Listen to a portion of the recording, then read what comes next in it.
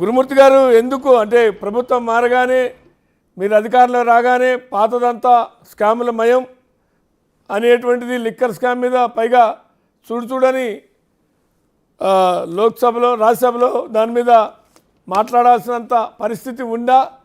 దేశ రాష్ట్ర పరిస్థితిని ఇక్కడ కుంభకోణాలు అనేటువంటిది దేశానికి తెలియజెప్పాలి అని అనుకున్నారా?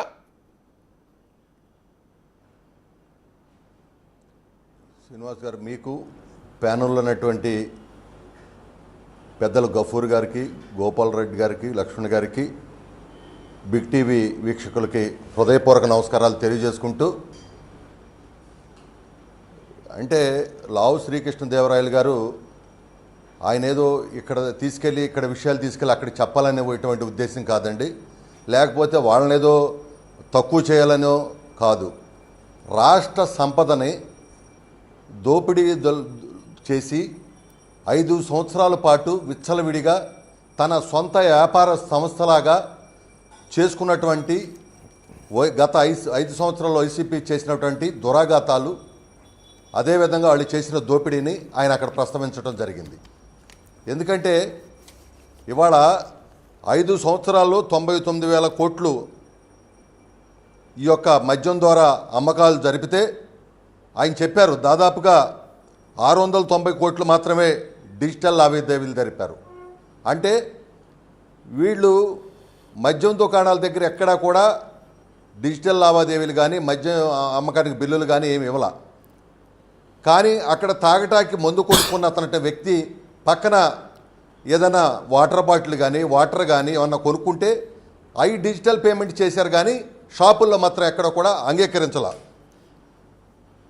ఇవాళ వైసీపీ ఆనాటి వైసీపీ ప్రభుత్వం, అదేవిధంగా జగన్మోహన్ రెడ్డి గారు అధికారంలో లేనప్పుడు మేము వస్తే మద్యాన్ని నిషేధిస్తామని చెప్పి అధికారంలోకి వచ్చినటువంటి జగన్మోహన్ రెడ్డి గారు నోటికి వాళ్ళు ఇష్టం వచ్చినట్టు బ్రాండ్లు క్రియేట్ చేసుకున్నారు. వాళ్ళే నాసిరకం మద్యం తెచ్చారు. అసలు తెలిసినటువంటి ఏదైతే మద్యం ఉంటుందో విదేశీది కావచ్చు, ఇక్కడ మనం తయారు చేసేటువంటి మంచి ఏదైనా కొన్ని బ్రాండ్లు కావచ్చు, ఎవరిని కూడా ఈ రాష్ట్రంలోకి రానివ్వాల.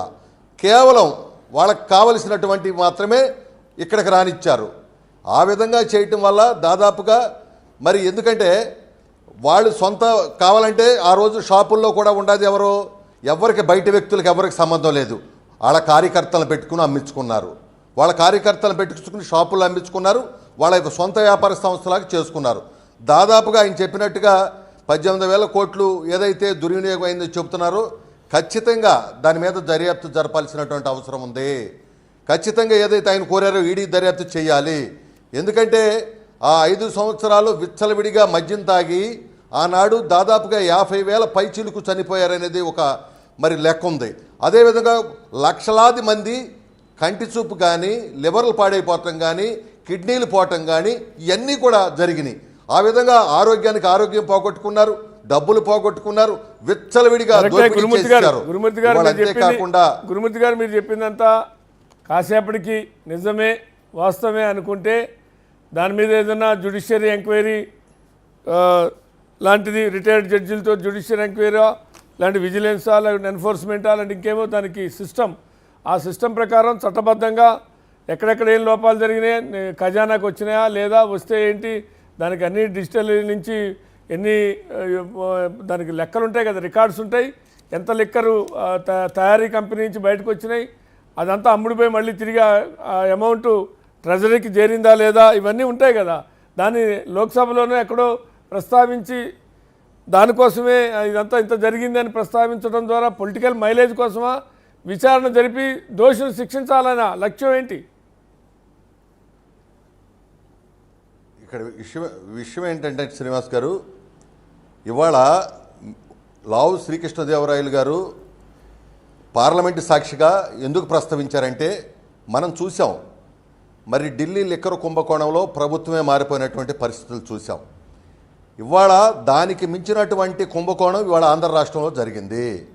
దీని మీద కేంద్ర ప్రభుత్వ సంస్థతో దర్యాప్తు చేయమని చెప్పి అడిగారు. ఖచ్చితంగా మీరు చెప్పినట్టుగా ఈ రాష్ట్రంలో కూడా, ఎందుకంటే ఇంత దోపిడీ జరిగినాక వదిలిపెట్టే ప్రసక్తే లేదు. రాష్ట్రం సంబంధించి కూడా ఇప్పటికే వీళ్ళ అకౌంట్లో ఏదైతే రికార్డ్స్ ఉన్నాయో కొన్ని రికార్డ్స్ కూడా మరి సీజ్ చేసి దాని మీద కొంత దర్యాప్తు కూడా జరుగుతూ ఉంది. ఇలాంటి పరిస్థితుల్లో ఆయన ఆ పార్లమెంట్లో జరిగినటువంటి చర్చలో ఈ రకమైనటువంటి వాదన ఆయన చేశారు. ఇవాళ ఇంకొక విషయం కూడా నేను చెప్తా ఉన్నానండి. నేను ఈ మధ్యన ఒక డిస్టిలరీ చూద్దామని వెళ్ళినప్పుడు ఆ డిస్టిలరీకి సంబంధించిన వాళ్ళే చెప్పారు, అనాథరైజ్డ్గా కూడా ప్రతి కేసుకు కూడా ఇంత అమౌంట్ అని చెప్పి రాష్ట్ర ప్రభుత్వానికి చెల్లిస్తేనే కొన్ని లిక్కర్ కంపెనీలకి కొన్ని డిస్టిలరీలకి కొంత ఏదో లిమిటెడ్గా వాళ్ళకి సరికిచ్చారు. కానీ వీళ్ళు టోటల్గా మొత్తం కూడా వీళ్ళకి కావలసినటువంటి డిస్టిలరీల ద్వారా వీళ్ళకి కావాల్సిన పేర్లు పెట్టుకుని అడ్డగోలుగా దోపిడీ చేసిన మాట వాస్తవం. ఎందుకంటే త్వరలోనే దీన్ని వెలుగులోకి తీస్తాం. ఈ ఎవరైతే ఈ కుంభకోణంలో ఉన్నారో వాళ్ళందరినీ కూడా వెలుగులోకి తీస్తాం, బయటకు తీస్తాం.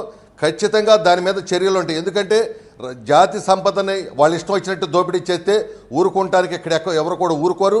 ఖచ్చితంగా ఈ ఎన్డీఏ కూటమి ప్రభుత్వం ఏదైతే లిక్కర్కి సంబంధించినటువంటి విషయం ఉందో దీని మీద ఖచ్చితంగా, ఎందుకంటే గత ప్రభుత్వంలోనే అనేక మంది చచ్చిపోవటం మేము కళ్ళారా చూసాం ఆ మద్యం తాగి. ఇవాళ ఆ మద్యం తాగి చనిపోయినటువంటి కుటుంబాలు అనాథులైనటువంటి పరిస్థితులు చూసాం. అనేక మందికి లివర్లు, కిడ్నీలు, పక్షవాతం పాడైపోయినటువంటి పరిస్థితులు చూసాం.